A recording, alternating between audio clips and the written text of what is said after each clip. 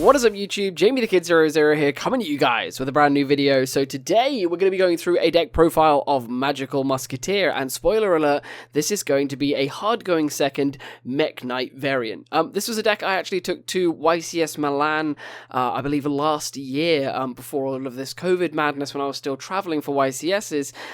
It was something I had a lot of fun with testing into the event. When I actually attended the event, I think I ended up going something like 2-3 drop because I ended up playing far too many Orcus Sky Striker decks, and it just wasn't a very fun time for me at all. But I thought it would be a good time to bring you my revisions for the list for the, I guess, June 2020 format, and show you what I've been playing with on Edo Pro. So let's get right into the profile.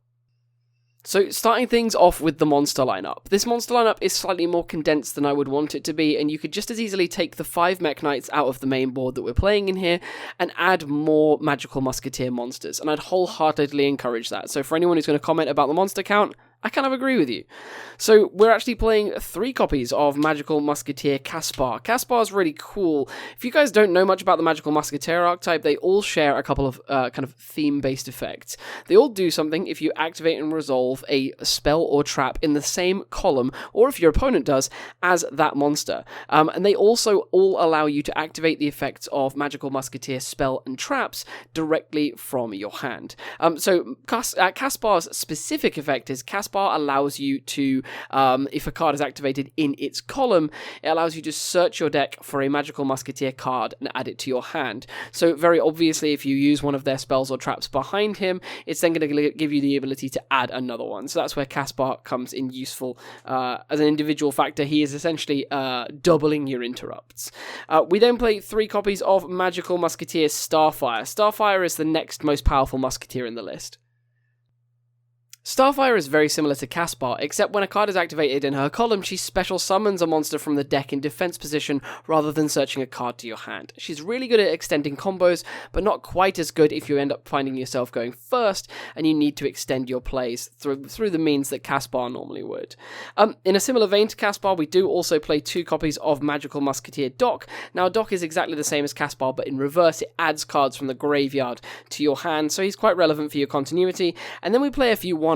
We'll get to the reason why we play the one-offs later on, but we're playing the 1 Magical Musketeer Kid Brave. Kid Brave is your destiny draw. If a card is activated in its column, you can discard a Magical Musketeer card and draw 2 cards. So it can be quite good, but because a lot of the cards in this deck are once per turn clauses, and to give yourself the ability to filter your hand and potentially draw into further interrupts can be really, really important, especially when you're forced to go first with this list. Then we play the 1 Magical Musketeer Calamity. So Calamity is in here for 2 main reasons. 1, because she special summons monsters from the graveyard, giving us good late game recursion, and 2, she's a second level 4 that you can special summon off of your Starfire, which allows you access to Utopia Double, which is one of your primary win conditions in this as a blowout card. So that's all the Magical Musketeer monsters we are playing. So we'll move on to the Mech Knights. I'm playing a fairly minimal engine because you don't really want to see more than 1 Mech Knight card in your hand.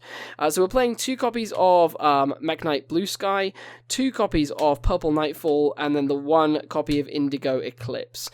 So of course Indigo Eclipse is in here as, I suppose you could call it, the extender to special summon itself and then move itself out of the way. And these are also in here to give you some form of play when you go first through the Morningstar play, because if you this deck plays a lot of Link 1s, so you can go like normal summon, make a Link 1, set a card, special summon, and you can get them, you can get into your Morningstar that way around. And then of course they're fantastic extenders and really strong bait for when you're going second. So I really think they fit into the theme very, very well. So that's the Mech Knight component. And then, much like my commentary and almost all of my other videos, you're going to have to play a lot of hand traps if you're not playing a massive combo list. This isn't a Halka Fibrax version. If you wanted to play a hard-going first Halka Fibrax version, just, I don't know, stick in 3 tunings and 3 jet synchrons and fill your extra deck with Hulk cards. That's not what I'm here to do today. We're playing some hand traps. We're playing some slow you down cards. So we're playing the 3 copies of Ash Blossom. Ash Blossom, of course, goes without explaining. 3 copies of Effect Veiler. Effect Veiler is really, really cool. It's one of my favorite hand traps this format because it stops Halka Fibrax and it stops a lot of the important cards in the metagame right now while simultaneously being a non-brick. If you have multiples of these in your hand, you can use both of them. So I really, really like that. And then 3 of my favorite hand trap of the format, Nibiru, the Primal Egg, Primal Being. Nibiru has such incredible shutdown power. So many people run into it. Admittedly, a lot of my testing is online, so maybe I'm playing against a lower grade. But the 3 Nibiru are there for that. We're playing even more hand traps. We're playing 3 copies of Infinite Impermanence. Infinite Impermanence works with the theme quite well because you're able to set it behind your monsters to get your column-based advantages, and it's also really, really cool as an extra hand trap for the list, because it's monster effects that we need to shut down in their entirety. So that's it, 12 hand traps. The deck is hard second. I cannot stress this enough. Then for the spells, I'm playing far less than I'd really want to. Realistically, I'd want to at least cut 1 card, maybe a Blue Sky, for a Upstart Goblin, because, of course, every free spell that we can activate behind a Magical Musketeer card is usually going to be free advantage. But for the moment, I'm playing 6 spells, and those 6 are 3 copies of Pot of Desires. This is a slightly fair deck, so we need to try and get ahead and advantage as best we can, and if we are forced to go first, this gives us the opportunity to draw into further hand traps and further cards to slow our opponents down.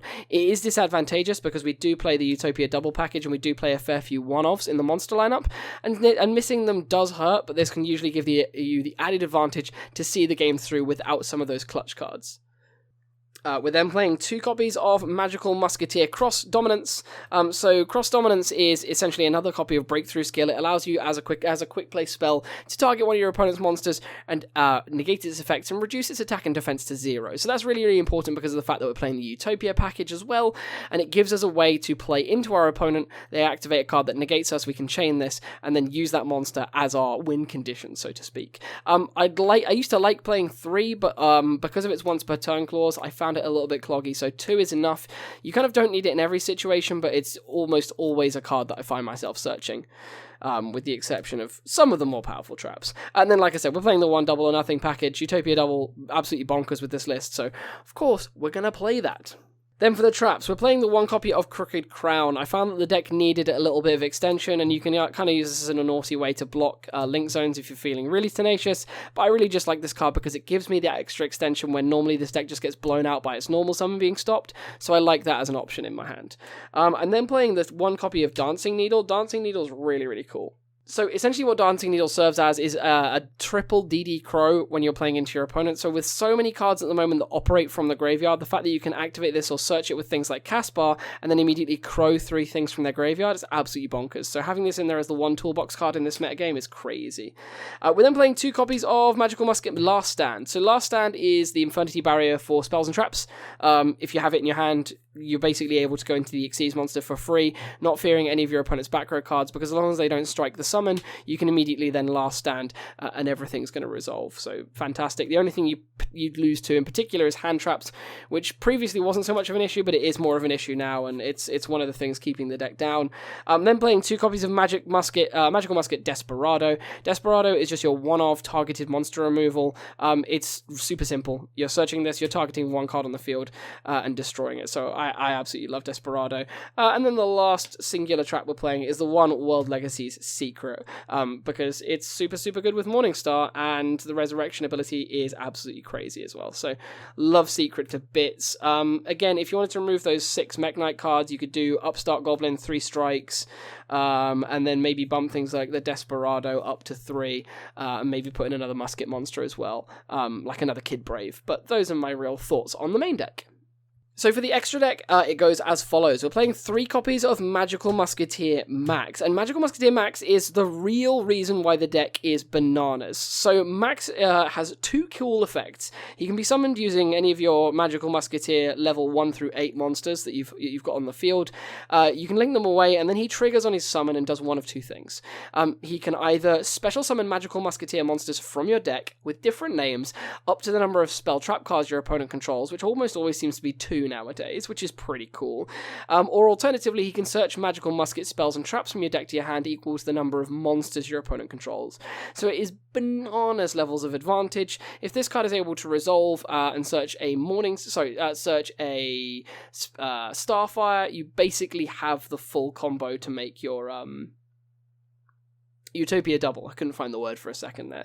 So the kill potential that this card has is absolutely ridiculous, and he does also contain the continuous effect that lets you use the musket cards from hand as well. He single-handedly breaks the archetype, and I don't know where the deck would be without him. God bless you, Max.